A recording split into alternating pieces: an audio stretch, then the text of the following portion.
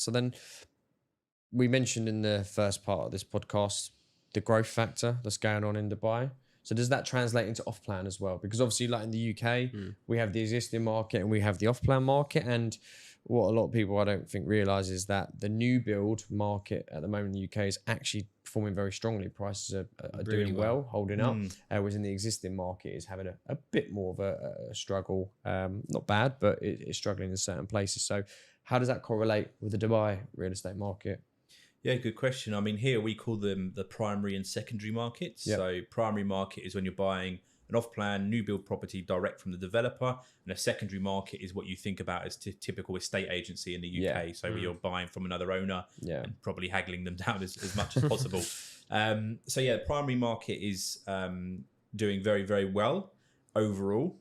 What you'll typically find is that because there's a huge amount of supply here, obviously, when a new project is released, each developer, we were saying earlier, they want to slightly improve the facilities or the spec of the scheme. They also want to slightly increase the price. Yeah. So that happens each time, and naturally the market then pushes up. Yeah. I would say you do have to be a bit careful. I think there's kind of a novelty factor sometimes. Like I was saying with these branded residences, some of these penthouse units, I think the Bugatti penthouse in Business Bay was 750 million dirhams. Wow. And you can actually park your car in the property. So it's pretty cool. It's pretty crazy.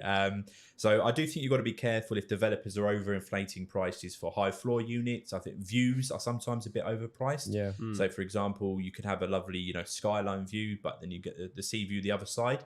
You've got to work out, is the price increase proportionate to the rental extra that you would achieve? Is it a worthwhile investment effectively? And I don't think it always is when you run the numbers. So you get a lot of experienced investors that will actually look at the mid to lower floors.